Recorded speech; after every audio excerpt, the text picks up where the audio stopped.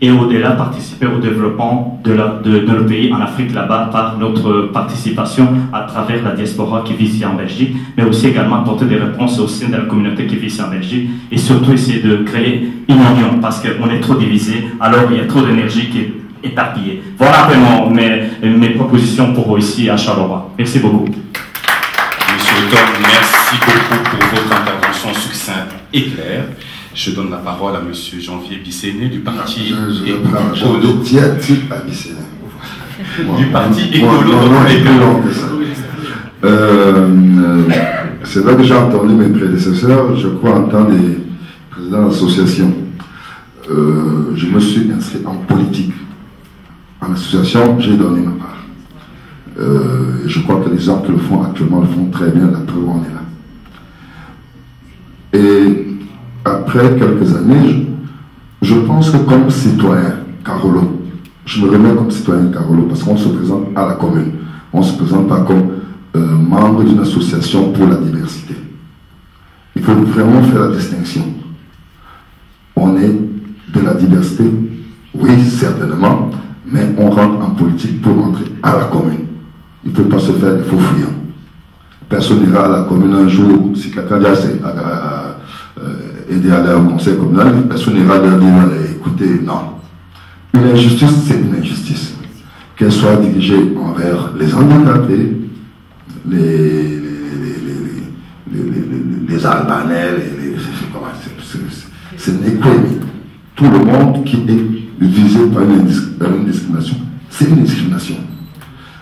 Je suis candidat parce que pendant des années, je pense que je peux porter le relais. Et je l'ai fait en tant qu'individu entre la population, les gens, vers les instances qui nous dirigent. Maintenant, si je suis en plus dans un conseil communal, je pense que je peux facilement passer le message des gens à la commune. Je suis là tous les jours, j'étais là avant. Dans cette méthode, j'ai amené les Lions indomptables de Cameroun, qui était l'équipe qui avait le meilleur joueur du monde à l'époque, jouer ici à Charleroi, alors qu'ils auraient pu aller à Bruxelles. Monsieur Van Koop Philippe, qui était échelon d'espoir à l'époque, m'a remis une médaille, la médaille de la ville de Charleroi.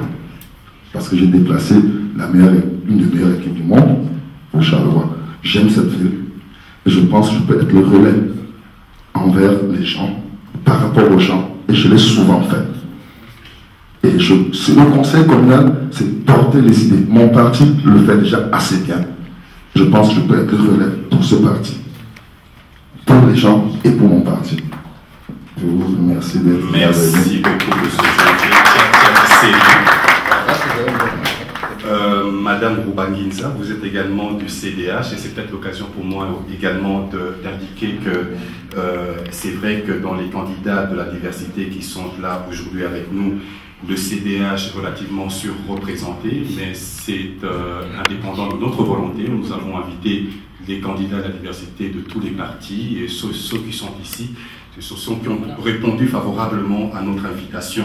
Mais les mauvaises langues diront que la surreprésentation s'agissant de CDH est une habitude, mais ce sont des mauvaises langues. Madame Marie-Noël Roubanguinza, vous avez la parole. Bon, comme je l'ai dit avant, c'est après un constat, après plusieurs permanences,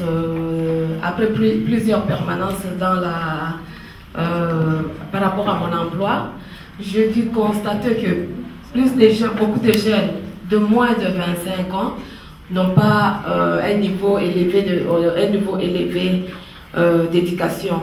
Et par rapport au blocage qu'ils ont toujours quand ils arrivent ici, les primo arrivants quand ils arrivent ici, ils ont souvent des difficultés pour qu'ils puissent s'intégrer au niveau scolaire. Bon, je me suis décidé d'aller dans la politique, puisque par rapport au travail que je fais, de me focaliser surtout sur la formation des jeunes, de l'intégration, de leur intégration et leur valorisation, pour essayer un peu d'ouvrir, de leur ouvrir l'horizon, qu'ils puissent avoir des contacts avec d'autres personnes. Ouais, par rapport à mon expérience, j'ai constaté aussi que les jeunes n'ont pas vraiment d'espace pour s'épanouir.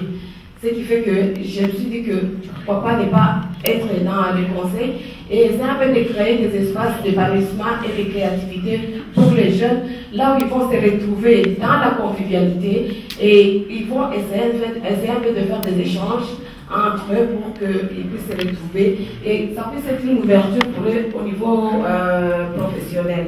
Je vous remercie. Merci beaucoup.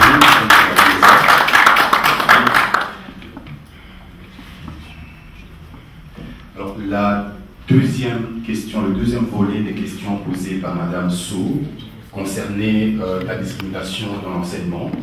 Madame So faisait mention du fait que des élèves issus des minorités ethniques étaient souvent le cas d'orientation vers des filières relativement faibles.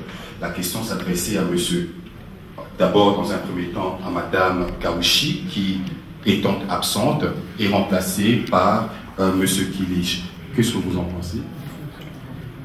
Si vous permettez, parce que moi je trouve que la première question était très intéressante aussi, et si vous me permettez très brièvement, j'aimerais répondre aussi. Je pense que mes voisins voudraient le faire également, répondre à cette première question. Pourquoi moi aussi candidat? Quelles sont mes motivations peut-être? Voilà, famille issue d'une famille issue d'immigration, ayant grandi dans un quartier de Coron, difficultés financières, un père au chômage avec des problèmes de santé, volonté de faire des études pas toujours évident. Donc la Belgique, c'est un pays qui m'a permis. Et donc là, c'est une reconnaissance vis-à-vis de ce pays d'accueil qui est le mien, qui est le nôtre, cette ville. La gratuité de l'enseignement, l'encadrement social, tous les acquis sociaux, et comme tu l'as dit, un accord de majorité qui a fait beaucoup de choses en question. Et là, je pense que je ne dis pas les socialistes du Parti social, mais tous les hommes de gauche, je pense, sont en train de pleurer, et même les personnes qui étaient avant nous, qui ne sont plus là, sont en train de se retourner dans le bouton. Mais voilà, c'est le contexte de crise mondiale. Disons ça, justifions ça comme ça, pour sauver la Belgique. Donc, militant avant toute chose. Donc, les années universitaires, 18-19 ans, j'en ai 33 maintenant, militant d'une cause de gauche. Je ne vous cache pas que j'ai été très séduit par, comme tout le monde, par les mouvements marxistes-léninistes. Je trouve, c'est pour ça que j'ai beaucoup de respect pour toutes les formations politiques, et plus particulièrement pour ta formation, et peut-être la formation de Julien. Donc je me situe à gauche. Et la prise de position en tant que parti, c'était arrivé beaucoup plus tard. Donc après un militantisme chez les jeunes socialistes, mais ouvert à tous les courants de gauche, pas particulièrement au Parti socialiste. Je distingue toujours la jeunesse socialiste et le PS. Et voilà, le PS arrive en 2003, vers la fin des études, et finalement, donc, militer.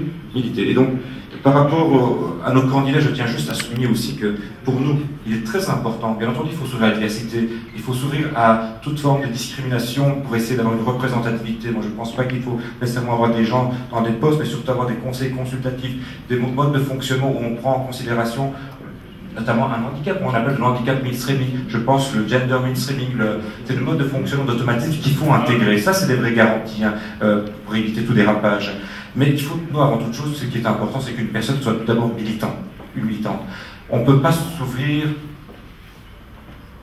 sans connaître, sans être très sûr que la personne chez nous est un militant. Donc, nous, on évite au maximum, nous avons 300 candidats pour 51 places. La première condition, et les exceptions, dommage, mais c'est que cette personne soit tout d'abord militante et soit à même de défendre les valeurs de notre au-delà de notre parti, du courant de la philosophie que nous défendons. C'est pour ça que nous avons des personnes issues de l'immigration maghrébine qui occupent des postes très importants, tels que Fadila et Mirkir et Yoli Roupa. Donc, si vous parlez de l'immigration intra- ou extra-européenne. Par rapport à, maintenant, la deuxième question, si vous permettez. Voilà, l'enseignement. Je viens d'une culture où, avant d'arriver à l'université, mes parents me parlaient de médecine. D'avocat, c'était même pas des études de droit, c'était avocat, des études d'avocat ou ingénieur. On connaissait rien d'autre. Finalement, tout le reste était des sous-emplois ou des sous-formations. Et finalement, vous savez, je pense qu'il n'y a pas de sous-formation. Je suis beaucoup plus à l'aise pour me dire qu'on est en train de créer la cité des métiers à Charleroi. Il y a un campus technologique qui est en train de se mettre en place sur la Pôle. Parce que ces matières-là, ce sont des métiers d'avenir. C'est un savoir-faire, une maîtrise que nous avons à Charleroi et que nous devons transmettre à d'autres générations. Donc il n'y a pas vraiment de sous-métier. Il faut être juste hyper qualifié dans ce que nous faisons. Et ça peut être des métiers professionnels ou des métiers de type issus d'une université. Par rapport à ça, c'est ma première critique. Et je ne pense pas qu'il y ait une sous-représentation d'universitaires. Quand on regarde surtout des formations telles que les économistes, les ingénieurs, tout ça, là on sait qu'on a une surreprésentation des personnes issues de l'immigration africaine. Donc là, on a beaucoup. Moi, je suis très à l'aise quand je dis à l'université, vous avez énormément d'enseignants et d'assistants et qui ont des origines nord-africaines et subsahariennes aussi. Moi, je ne partage pas tout à fait le constat et je pense que toutes les formations sont bonnes. Il faut juste les valoriser. Il ne faut pas faire comme le faisaient peut-être nos parents en disant que c'est des sous-formations. Monsieur Serdar, merci. Je souhaiterais encore une question qui va vous être adressée. C'est parce que moi je suis enseignant et je souhaiterais. Ça va venir tout de suite. Juste une question de M. De Walke qui s'adresse aux intervenants des partis politiques. Il est parti. Je m'excuse parce que je dois partir, donc je n'ai peut-être malheureusement pas l'occasion de vous entendre la réponse, mais je tiens d'abord à saluer le collectif, parce que je trouve que c'est très intéressant, mais je suis fort étonné de mettre tellement en avant la diversité comme un obstacle. Alors qu'en France, la diversité devrait être beaucoup plus une chance inouïe que nous avons dans notre pays, d'avoir toutes ces approches différentes, toutes ces cultures différentes. Et je crois que la vraie question, la diversité, elle existe. C'est vrai qu'elle fait un problème. Mais essayons de mettre le doigt, comment se fait-il que la diversité fait un problème et n'est pas vue comme une richesse? Donc moi j'aurais bien voulu vous entendre là-dessus, mais je m'excuse, mais de toute façon on se verra, je vais Charleroi, vous aussi, donc nous nous trouvons, mais si on pouvait réfléchir ensemble sur ces questions-là, je crois qu'on ferait avancer les choses plus vite. Je vous remercie.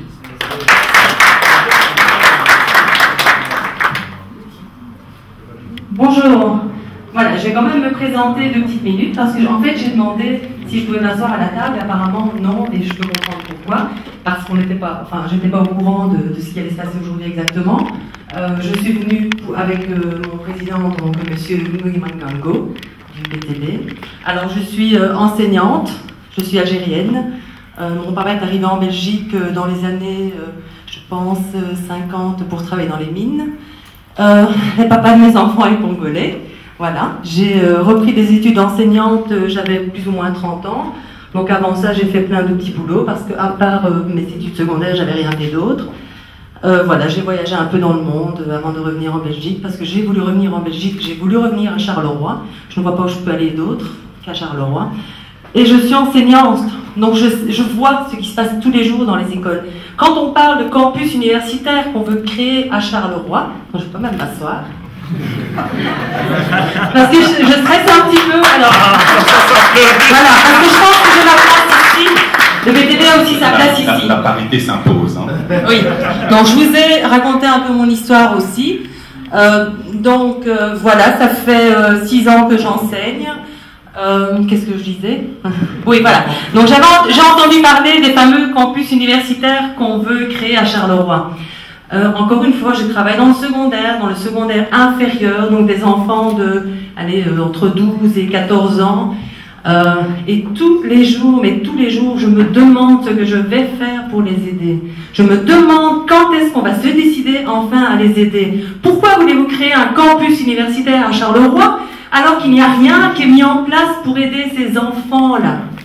Il y a un vrai problème. Chaque jour, je le vis, j'essaie de trouver des solutions, je n'en trouve pas. Parce que rien n'est mis en place, on ne nous donne pas d'aide, on nous donne des NTTP, donc ce sont des heures qu'on nous donne parce qu'on a tel type de population, parce que peut-être, on peut essayer d'avoir des heures par-ci, par-là, donc on chipote, c'est vraiment du chipotage qu'on fait avec l'enseignement.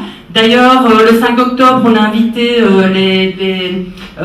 les représentants de partis politiques, donc les têtes de liste, et on voudrait les inviter donc dans l'enceinte de l'école, là où ils puissent voir dans quel état sont les écoles. Dans quel état sont les écoles. Non, communauté française, peu importe. La mienne est comme ça, et ça fait 6 ans que je suis là-dedans, 6 ans que rien ne bouge, 6 ans qu'il n'y a rien qui peut être mis en place parce que les enseignants essaient. Il n'y a vraiment rien qui peut être mis en place pour aider ces jeunes. Qu'est-ce qu'on peut faire? Qu'est-ce qu'on fait pour ces enfants? Merci pour votre question. Votre question a trait à l'enseignement. Je souhaiterais également donner la parole à M. Fétouille qui est dans ce domaine également. Je signaler qu'elle est candidate. C'est pas comme oui, je suis candidate. C'est dit, hein? Non, tu l'as pas dit. Sérieux, tu l'as pas dit. Ah, je suis candidate PTB. Ami Saléa. Monsieur Fécouy, vous êtes également dans le domaine de l'enseignement. Moi, je voudrais rebondir là-dedans par rapport à l'enseignement. Je peux entendre que effectivement il y a des difficultés, effectivement que malheureusement certains élèves sont peut-être dirigés vers le technique de qualification ou le professionnel. Maintenant, il y a, en tant qu'enseignant, avec ce que je peux vivre moi de l'intérieur, il y a aussi des responsabilités que nous, en tant que parents, on doit aussi assumer. L'absentéisme des parents est parfois l'origine de l'échec d'un enfant.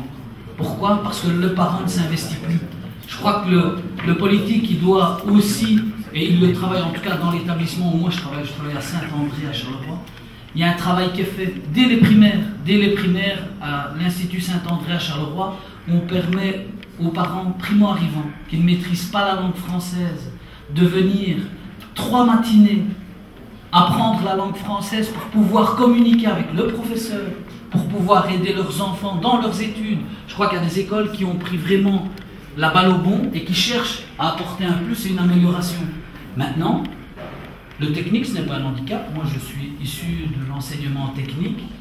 J'ai fait un graduat en électromécanique après. Je suis en train de faire un master en sciences politiques maintenant. Ça ne m'a pas empêché d'arriver à faire de bons résultats. Je crois que ce qui est le plus important, la chance que nous possédons en Belgique, c'est quoi? C'est que cet enseignement qualifiant qu'on délivre ou qu'on montre du doigt, il ouvre les portes de l'université, cet enseignement qualifiant. On n'est pas encore dans un système restrictif qui veut dire qu'un garçon qui sort avec un adulte, moi j'ai un ami qui a fait ses adieux avec moi, sorti avec un adieu en électronique, ensemble, et puis arrivé à la fin, il dit moi l'électronique j'en veux plus, je vais être kiné. Mais il est kiné aujourd'hui. On a cette chance-là, je pense que le courage permet aux enfants de réussir leur scolarité. Et autre chose, c'est que les parents, je pense que là il y a un travail qui est à faire sur les parents, un plus grand investissement vis-à-vis des enfants. Par contre, je vais rebondir sur la réaction de Saléa, c'est ça? Saléa. Oui, l'université, on en a besoin. Oui, il est important qu'à Charleroi, on ait ça. Parce que Charleroi, historiquement parlant, ne possédait pas d'université. Donc moi, je préfère avoir une université comme ça pour que les jeunes qui sont dans des situations plus compliquées financièrement parce que leurs parents n'ont pas forcément les moyens de les envoyer à Bruxelles, puissent avoir un relais sur Charleroi. Venir dire on va amputer Charleroi d'un élément positif, je pense que c'est contre-productif. Maintenant, effectivement, il y a un gros travail, et je pense que le travail, il est de la responsabilité du politique pour pouvoir apporter un plus, mais je crois que nous, dans la diversité, il y a un gros travail à faire auprès des parents pour qu'il y ait un véritable investissement dans la réussite de leurs enfants. Monsieur Moundé Mangambo, je suppose qu'on n'a pas répondu à la question de la dame. La question qu'elle a posée, on n'a pas répondu. Oui, mais justement, je suis bien d'accord avec... La question que la dame a posée. Oui, excusez-moi. Oui. S'agissant... Donc, si vous permettez... S'agissant de l'enseignement, M. Moundé Mangambo,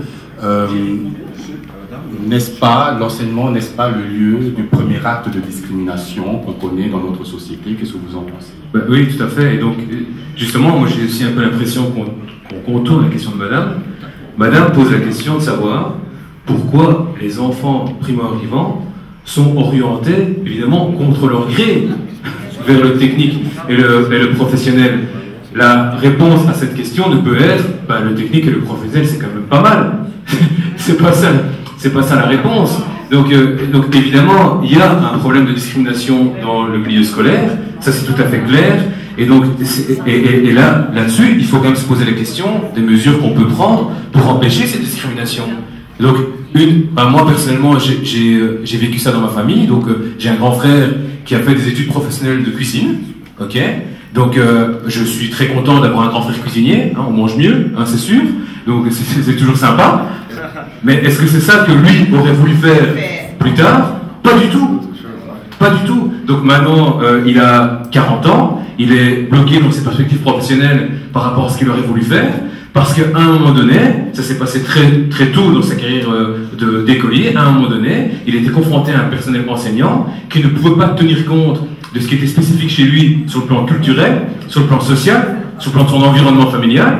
Ils n'ont pas tenu compte de ça, et donc ils l'ont orienté vers les études professionnelles. Et donc c'est encore pire quand on parle des MENA, donc des mineurs non accompagnés, donc ceux qui n'ont même pas de famille sur place pour finalement les aider, c'est encore pire, puisque eux sont ballottés d'institution en institution, et ces institutions, comme tout le reste, font face à la crise. On investit beaucoup moins dans les éducateurs, on investit beaucoup moins dans ces institutions, et donc finalement on se retrouve avec des familles qui ne connaissent pas forcément les us, les coutumes et les codes qu'il y a en Belgique, qui sont confrontés à cette machine de l'enseignement en Belgique et qui ne savent pas forcément quel choix faire. Par exemple, dans le cas de mon grand frère, ils ont eu l'accord de mes parents pour l'envoyer en professionnel boulangerie. Mais mes parents ne savaient pas très bien ce qu'ils faisaient, parce qu'eux-mêmes ne connaissaient pas évidemment les structures auxquelles ils devaient faire face en Belgique. Voilà, il y avait un manque d'information. Et moi je ne suis pas d'accord du tout avec l'idée que les parents seraient en train de se désinvestir de l'éducation de leurs jeunes. Le problème, il n'est pas là. Le problème, c'est que la structure globale dans laquelle nous, on nage comme des poissons dans l'eau, parce qu'on y est depuis qu'on est petit, qu'on comprend tout ce qui s'y passe, ben, la majorité des primo-arrivants n'y comprennent rien. Et donc là-dessus, il faut effectivement faire des gros efforts d'accompagnement, il faut investir pour accompagner les familles et surtout les jeunes qui sont victimes de ces situations-là, parce que les choix qui sont faits au niveau de l'école, au niveau du début du secondaire, au niveau de la fin des primaires, sont des choix qui sont déterminants pour le reste de la vie. Et donc en deuxième lieu, il y a un problème de financement global de l'enseignement. Donc je veux dire, si maintenant effectivement on pouvait avoir... Tout à l'heure, je voulais rebondir sur quelque chose qui a été dit par une dame tantôt. Elle se posait la question, quelles sont les bonnes pratiques dans les autres communes qu'on pourrait appliquer à Charleroi? Eh bien, en l'occurrence, il y a une bonne pratique qu'on pourrait appliquer, c'est la médiation interculturelle de Namur. Donc, à Namur, il y a un service de médiation interculturelle. Ça veut dire qu'il y a un professeur qui est aux prises avec, par exemple, je sais pas, la culture rome, qui est très particulière, la culture tzigane, qui est très particulière. On a le cas au Redon, par exemple. Au Redon, il y a une famille de Roms qui ont inscrit leurs enfants. On sent bien que les personnes qui sont obligées de gérer avec eux, que ce soit les enseignants ou que ce soit la garderie, ne comprennent rien du tout à la culture Rome comme moi. Donc, moi, j'y comprends rien non plus.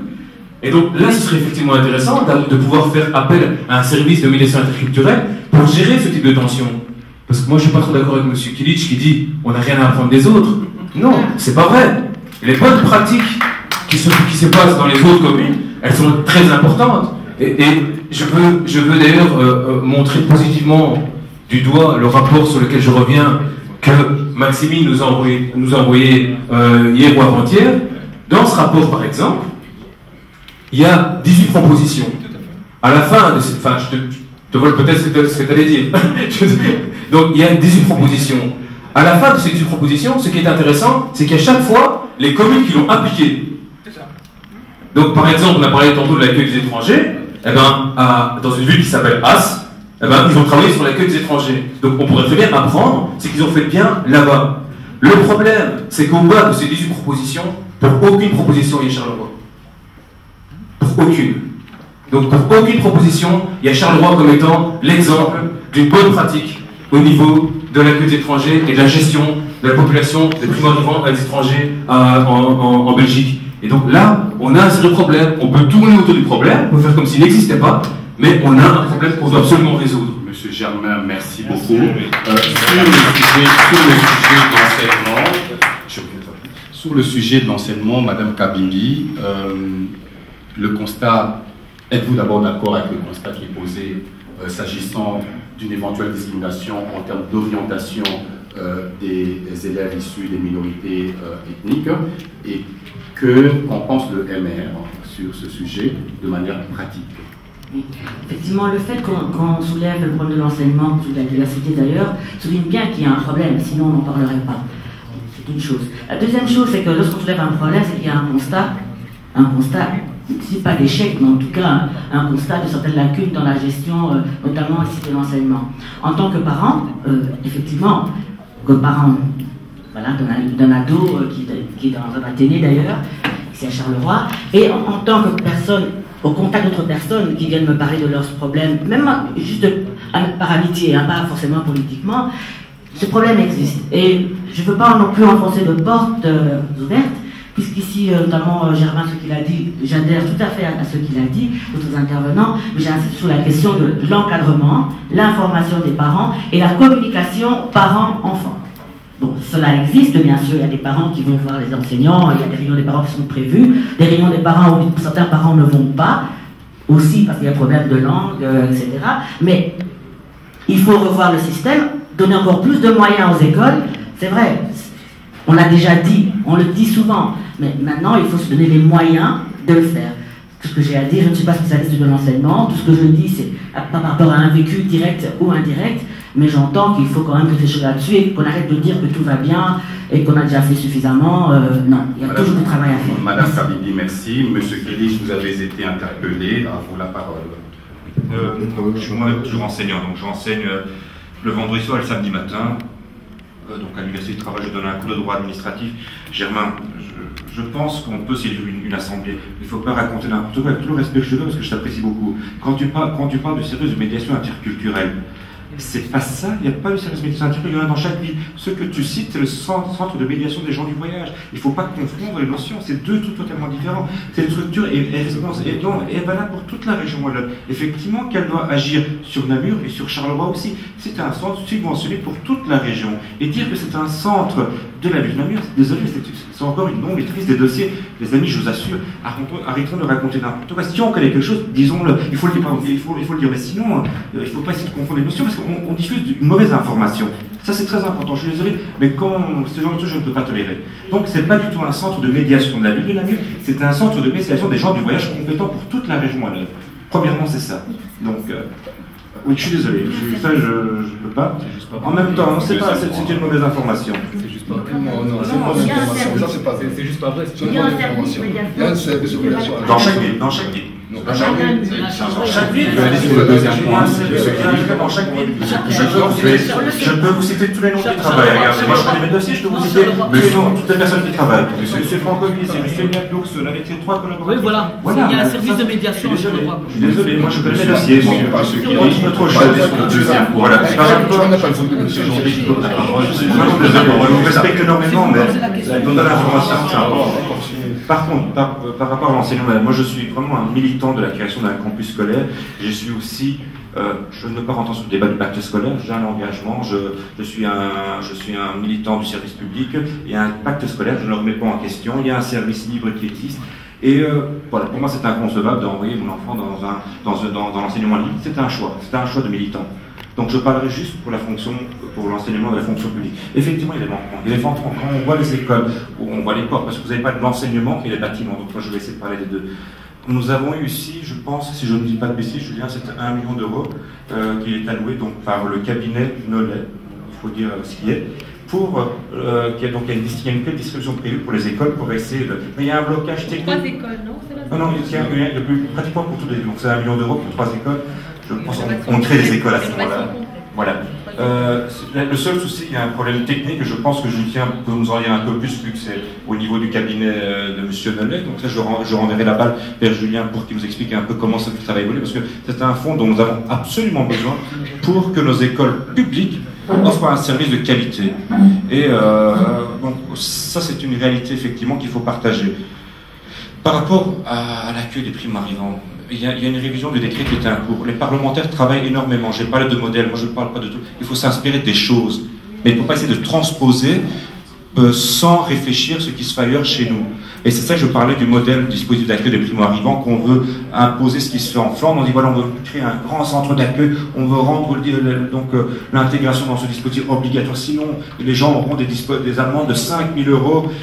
Attendez, les gens ont déjà un manque d'informations. Si en même temps on les sanctionne de 5 000 euros d'amende parce qu'ils n'ont pas respecté, intégré la dispositif, où allons-nous? Donc c'est ça que c'est dans ce sens-là que j'ai dit. Donc bien sûr qu'il faut toujours s'inspirer, mais il ne faut pas transposer ce qui se fait ailleurs aveuglément et dire que ce qui marche en Flandre marchera en Wallonie. Donc c'est pas possible. Merci M. Kelly sur ce point. On n'a pas entendu le parti écolo sur ce sujet. J'aurais souhaité évidemment les entendre. Monsieur Julien Le Chien.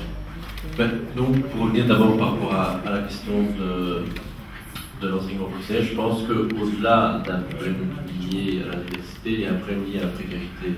Et que donc, on constate quand même que le problème par rapport à ce niveau-là, du suivi notamment des parents et tout ça, il est lié à ça. Et donc, les solutions doivent aller au-delà de juste des solutions qu'on écrit par rapport à une communauté à une autre, mais ça doit être des propositions qui sont faites à l'ensemble des élèves qui vivent ce genre de difficultés pour valoriser les aider aussi. Je pense qu'il y a des plans d'accompagnement, voilà, et c'est normal qu'un élève aussi, là, dans ce cas plus particulier, depuis un mois arrivant, ait plus de difficultés évidemment à intégrer certaines matières, parce que au-delà de l'intégration pure des matières, il y a aussi évidemment tout le travail personnel et d'intégration personnelle, d'émancipation personnelle. Et donc là, il y a un travail évidemment d'accompagnement, et donc c'est clair que des moyens doivent être mis en œuvre à ce niveau-là. Je voulais aussi revenir quand même sur l'aspect universitaire. Je pense qu'en effet, il est important de développer une offre universitaire sur Charleroi. Aujourd'hui, il y a 11% de jeunes carolo qui vont à l'université. Il y en a 22% de moyenne à l'échelle de la communauté française. Donc il y a clairement un déficit à ce niveau-là, et donc c'est un déficit qu'on ne peut pas nier. C'est un déficit qui est dû justement à des problèmes de précarité, parce que on ne sait pas aller tous les jours faire des trajets pour aller à Bruxelles ou Louvain, ou on ne sait pas, les parents ne savent pas payer un code pour l'élève suivre, et donc il étudie dans des conditions plus difficiles, en perdant plus de temps dans de longs trajets et tout ça. Donc je pense que là, la création de filières, ou en tout cas au moins de début de filière pour les plus jeunes sur Charleroi est important. Il y a aussi tout l'enjeu de créer ce que nous on appelle une université ouverte.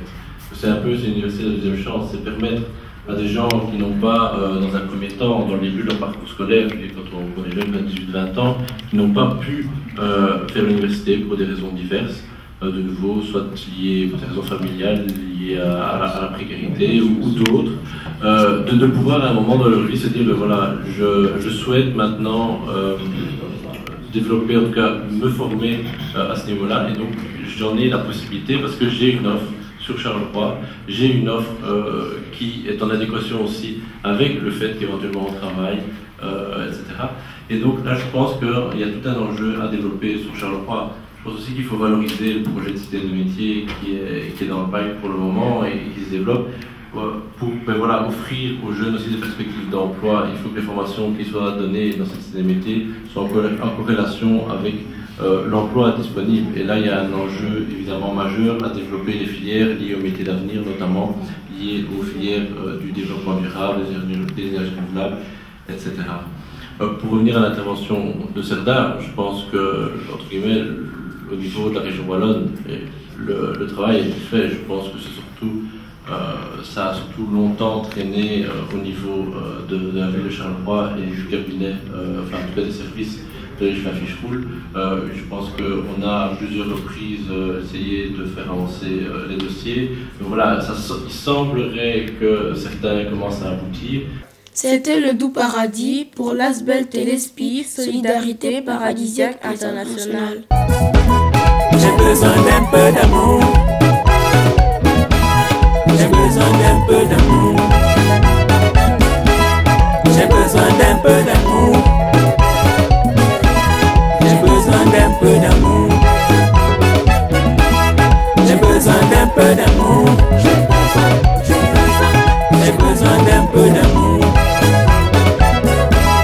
J'ai besoin d'un peu d'amour. J'ai besoin d'un peu d'amour. J'ai besoin d'un peu d'amour. J'ai besoin d'un peu d'amour. J'ai besoin d'un peu d'amour. J'ai besoin d'un peu d'amour. J'ai besoin d'un peu d'amour. J'ai besoin d'un peu d'amour. J'ai besoin d'un peu d'amour. J'ai besoin d'un peu d'amour. J'ai besoin d'un peu d'amour. J'ai besoin d'un peu d'amour. J'ai besoin d'un peu d'amour. J'ai besoin d'un peu d'amour.